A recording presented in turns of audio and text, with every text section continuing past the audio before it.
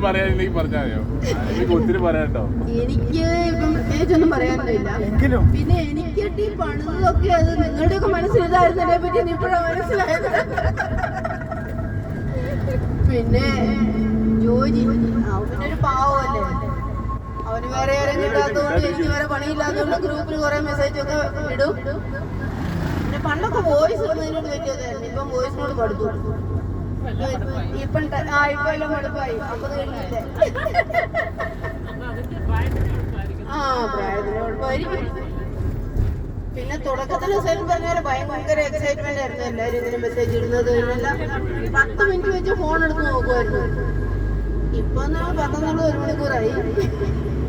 പിന്നെ വേറെ പണിയൊന്നും ഇല്ലെങ്കിൽ അരമണിക്കൂർ വെച്ചൊക്കെ നോക്കും. പക്ഷെ എന്നാലും നോക്കുന്ന ആദ്യം ക്ലാസ്മേറ്റ് ഗ്രൂപ്പാട്ടോ. അവിടെ ആരൊക്കെ എന്തൊക്കെ പറഞ്ഞു, ആരൊക്കെ വന്നു. ചില ദിവസം നേരം എടുത്ത് സെയിം പറഞ്ഞ പോലെ ആരുടെ മെസ്സേജ് ഇല്ല. കുറച്ച് ഈ നെറ്റിൽ നിന്നുള്ള ഫോർവേഡ് ചെയ്ത സാധനങ്ങൾ മാത്രമേ ഉള്ളൂ. ആരുടെ ഒരു മെസ്സേജ് ഇല്ല, ഒരു വോയിസ് ഇല്ല. പക്ഷെ അങ്ങനെ പോരാ, അത് ശരിയാവില്ല. പിന്നെ ഇതിന്റെ ജീവനാടി പുരുഷുവാന്ന് സെയിം പറഞ്ഞു. അതല്ല ഞാനല്ല പറഞ്ഞേ, ഒരു 8 മാസമായുള്ളൂ നാടിയായത്. അതിനെ മുന്നത്തെ നമ്മുടെ മൊട്ട നാടിയായിരുന്നു. ഒന്നുകൂടെ പറയാന്ന്, നല്ല സുഖമുണ്ടെന്ന്. പക്ഷെ അവനില്ലായിരുന്നേ എപ്പോഴേ കൂട്ടിക്കെട്ടി വീട്ടിൽ പോയത്. ശരിയല്ലേ? പിന്നെ ജോഷി സാർ എല്ലാം മെസ്സേജ് ഫോണെടുത്ത് നോക്കി വെച്ച് നമുക്ക് കാണത്തില്ലല്ലോ, സംഭവം ഒന്നുമില്ല, അനക്കമില്ല.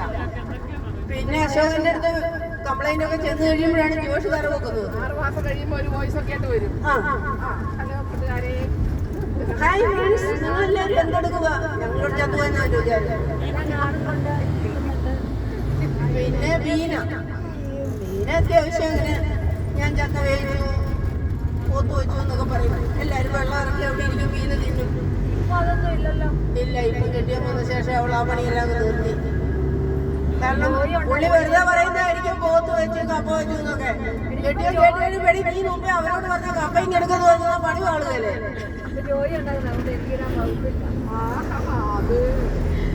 ഇപ്പൊ നീ ഉണ്ടാക്കാറില്ലെന്ന് ചുരുക്കം. എങ്കിലും കുഴപ്പമില്ല, എല്ലാവരുടെയും കൂടത്തിൽ പോരാനുള്ള ഒരു എക്സൈറ്റ്മെന്റ് ഞാനിന്ന് പോകുന്നതല്ല. എന്നെ ഒന്നിനും കൊള്ളൂല, യാത്ര ചെയ്യാൻ കൊള്ളൂല. അല്ല, തലയിടക്കി കഴിയുമ്പോൾ എനിക്ക് തലകർക്കം ഉണ്ടാകുന്നുണ്ട്. അതുകൊണ്ട് ഞാൻ യാത്ര ഒഴിവാക്കാറുണ്ട് പതിവ്.